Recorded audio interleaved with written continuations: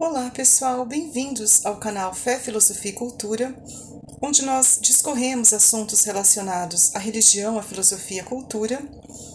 Meu nome é Caroline Zanardo, eu gostaria de convidar você que não é inscrito no canal a se inscrever, ativar o sininho de notificações e a compartilhar esse conteúdo com os seus amigos. Bom pessoal, hoje nós vamos falar sobre um livro muito interessante da filosofia iluminista, que é do filósofo iluminista, né, Jean-Jacques Rousseau. O nome do livro é A Origem da Desigualdade entre os Homens, um clássico, então, da filosofia iluminista.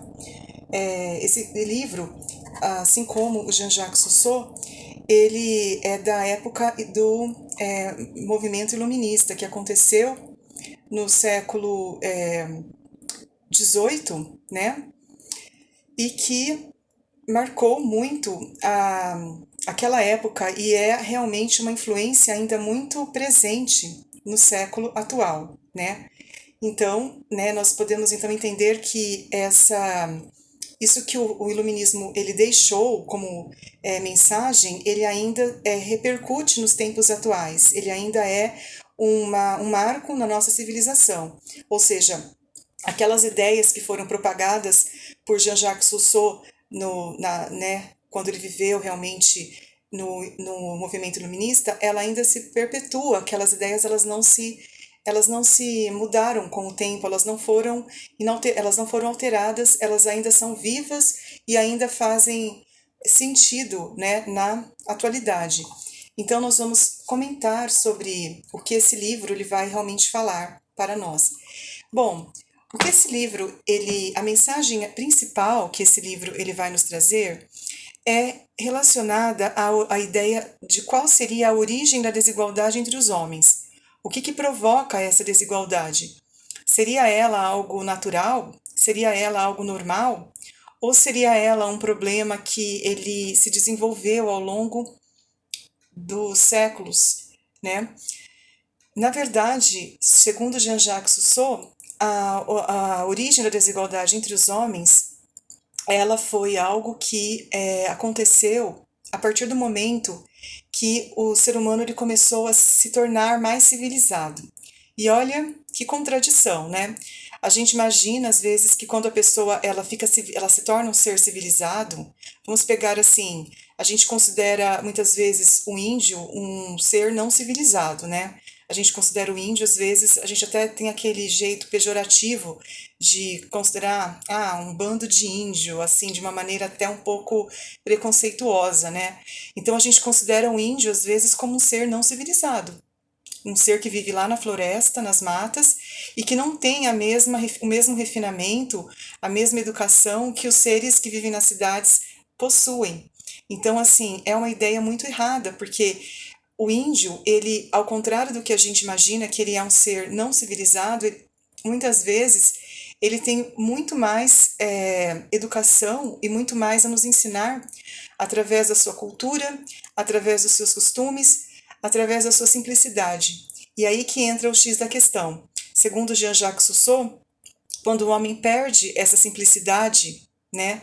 Quando o homem deixa então de ser um ser simples e ele considera que os selvagens seriam seres simples, as pessoas que vivem lá nas selvas seriam seres simples.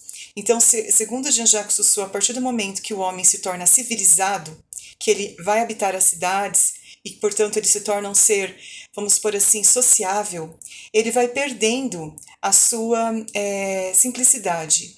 Isso a gente pode notar que realmente acontece.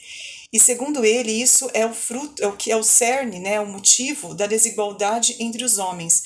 É o que causa a desigualdade entre os homens. Quando o homem está no seu estado selvagem, ele não tem esse problema de causar uma desigualdade, ele não causaria uma desigualdade. Por quê? Porque ele está no seu ambiente natural, ele está no seu estado natural, que é o estado selvagem. A partir do momento que ele se torna um ser civilizado, que ele vive no ambiente urbano, vamos dizer assim, ele vai se tornar um ser muitas vezes não civilizado. Ou melhor, ele vai se tornar um ser civilizado, vamos dizer assim, mas ele vai perder aquela simplicidade que ele tinha, né?